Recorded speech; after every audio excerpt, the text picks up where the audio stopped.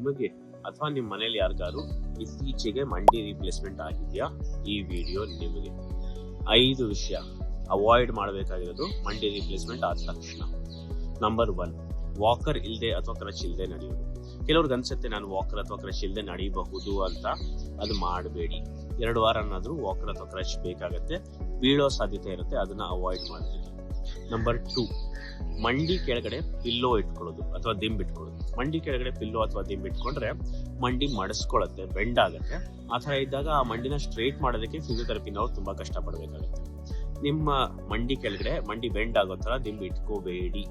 Number 3, ನಿಮ್ಮ doctor ಕೊಟ್ಟಿರೋ pain ಕಿಲ್ಲರ್ಗಳನ್ನ ತಗೊಳ್ಳಿ. ಪೇನ್ ಕಿಲ್ಲರ್ ತಗೊಂಡ್ರೆ ಶಾರ್ಟ್ ಡ್ಯೂರೇಷನ್ಗೆ ನಿಮ್ಮ ಮಂಡಿ ರಿಪ್ಲೇಸ್ಮೆಂಟ್ ಇಂದ ನೀವು ಇನ್ನೂ ಬೇಗ ರೆಡಿ ಆಗ್ಬೋದು.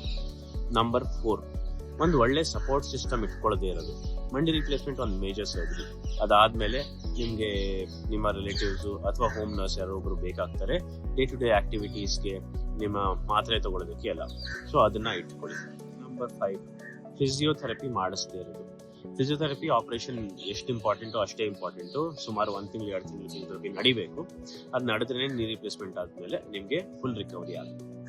ಹ್ಯಾಪಿ ಹೊಸ ಮಂಡಿ ಟು ಯು.